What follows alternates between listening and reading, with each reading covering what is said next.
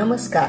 आज आपण गणित मराठी माध्यम इयत्ता 6वी पायाभूत चाचणी 2025-26 ची उत्तरपत्रिका पाहणार आहोत. चला तर मग पाहूया आपण आपली उत्तरपत्रिका आणि तुम्ही लिहिलेली उत्तरे चेक करून पहा. लेखी चाचणी प्रश्न 3 खाली दिलेली उदाहरणे सोडवा. अ. लॅपटॉपची किंमत अक्षरात लिहा. किंमत आहे 76,299. ब.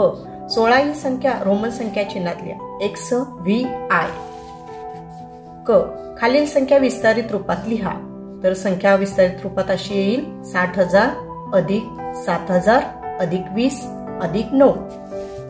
खालील प्रत्येक अंकाचा एकदाच वापर करून मोठ्यात मोठी 6 अंकी संख्या तयार करायची. तर आपण काय करायचं, अंकांचा उतरता क्रम लावायचा. 8 7 5 4 2 0 म्हणजे आपली मोठ्यात मोठी 6 अंकी संख्या तयार होईल 8,75,420. संख्या तयार करून वजाबाकी करायचे. 3 शतक 2 दशक 5 एकक म्हणजेच 325. 2 शतक 1 दशक 8 एकक म्हणजेच 218 आणि यांची वजाबाकी करूया. 5 मधून 8 वजा होत नाहीत. 5 ला 15 मांडले. 15तून 8 गेले 7. घेतलेला उसना परत दिला. 2तून 1 गेले 1. 1तून 1 गेला 0. 3तून 2 गेले 1.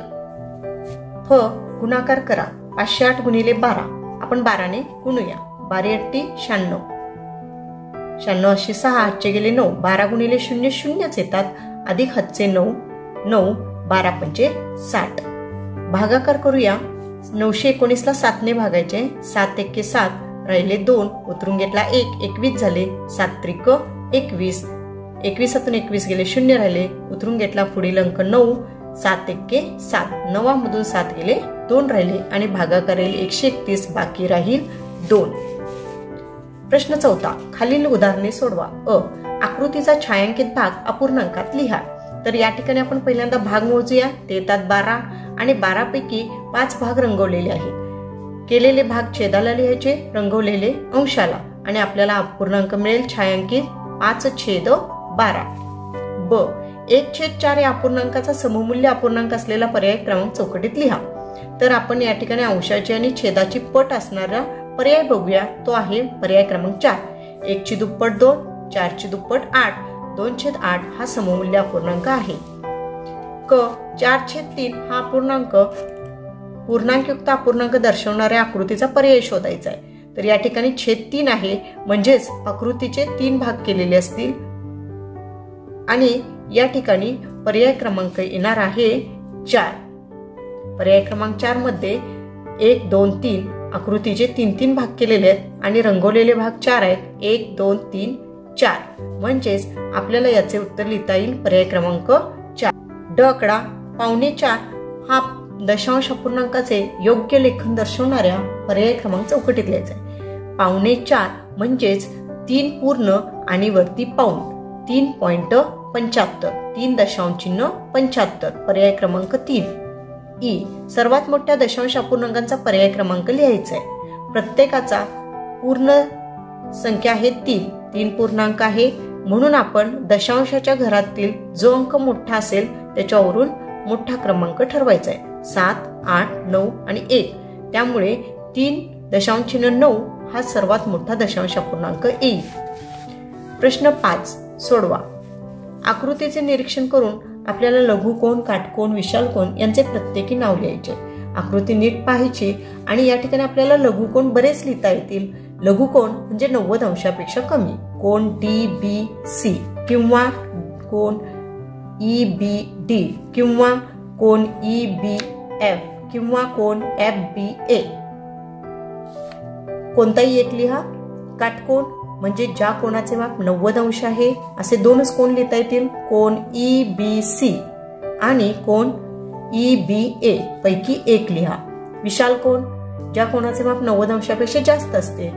कोन FBC किंवा कोन DBA पैकी एक लिहा. ब आकडा कोन मापकाचा वापर करून 110 अंश मापाचा कोन काढायचा आणि त्यांना नाव द्यायचं.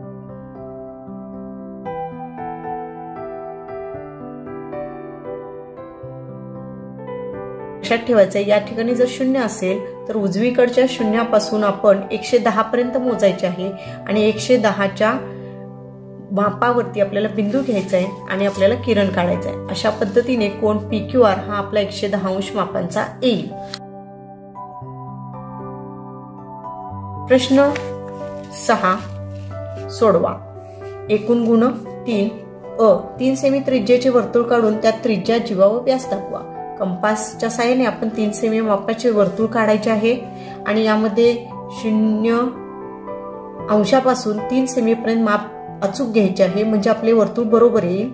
केंद्राला O हे नाव दिलेले आहे आणि इथं केंद्रापासून वर्तुळावरील बिंदू जोडणारी म्हणजे त्रिज्या, वर्तुळ केंद्रातून जाणारी रेख म्हणजे व्यास आणि वर्तुळावरील कोणतेही 2 बिंदू जोडणारी रेषा म्हणजेच जीवा अशा पद्धतीने आपल्याला दाखवता येईल. ब आकडा खालील तक्ता पूर्ण करा. त्रिज्या 3 सेमी आहे, व्यास विचारलेला आहे, त्रिज्येच्या दुप्पट व्यास 3 2 6. आता व्यास 12 सेमी दिलेला आहे आणि त्रिज्या विचारल्या. व्यासाच्या निम्मी त्रिज्या, 12च्या निम्म 6, म्हणून येथे उत्तर बरोबर 6 सेमी येईल. प्रश्न 7 सोडवा. आकृतिबंधाचे योग्य विस्तार करा. तर आपण आकृतिबंधाचे निरीक्षण करायचं आहे आणि ह्या आपल्याला आकृतिबंध पूर्ण करायचा आहे.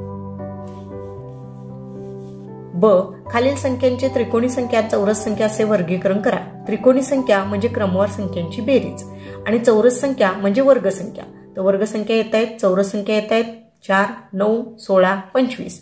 तर त्रिकोणी संख्या येते 6, 10, 15, 28. प्रश्न 8 खालील उदाहरणे सोडवा.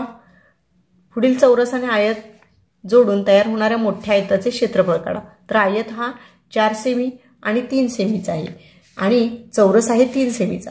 4 सेमी आयताला 3 सेमी चौरस जोडला तर मोठ्या आयताची लांबी होणार आहे 4 + 3 7 सेमी, पण रुंदी मात्र 3 सेमीच राहणार आहे. चौरस व आयत जोडून तयार होणाऱ्या मोठ्या आयताचे क्षेत्रफळ. आता या ठिकाणी आयताचे क्षेत्रफळ काढायचं आहे, लांबी गुणिले रुंदी. मोठ्या आयताची लांबी आहे 7 आणि रुंदी आहे 3. 7 त्रिक 21, म्हणजेच या मोठ्या आयताचं क्षेत्रफळ येईल 21 चौरस सेमी.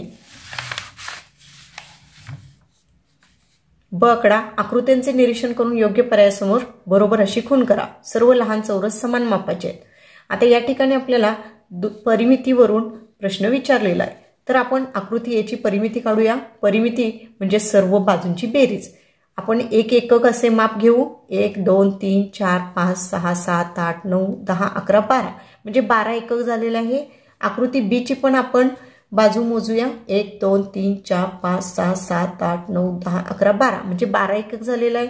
म्हणजेच आकृती ए व आकृती बी यांची परिमिती समान आहे. येथे बरोबर अशी खूण येईल.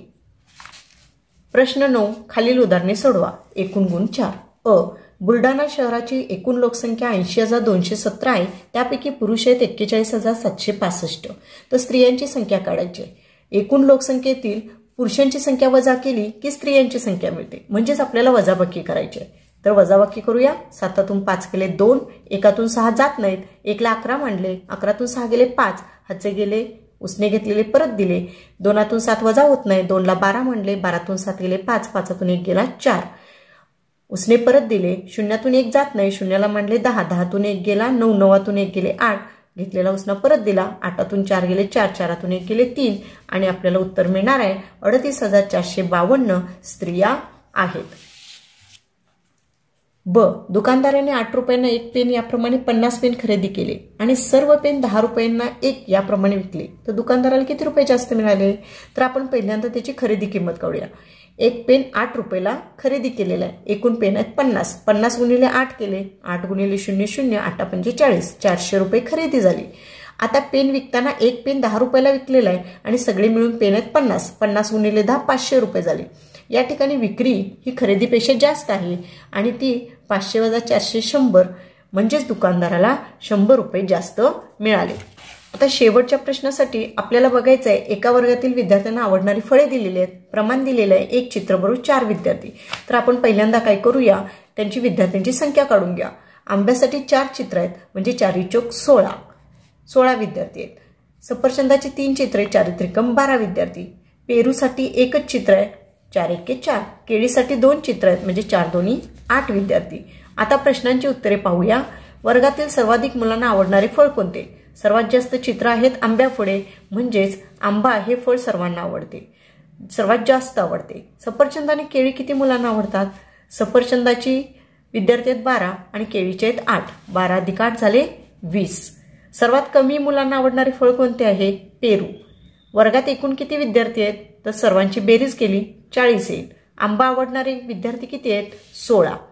अशा पद्धतीने आपल्याला चित्रलेखाचे सोप्या प्रश्नांची उत्तरे लिहिता येतील. व्हिडिओ पाहिल्याबद्दल धन्यवाद. लाईक करा, शेअर करा आणि सबस्क्राईब करा. थँक्यू.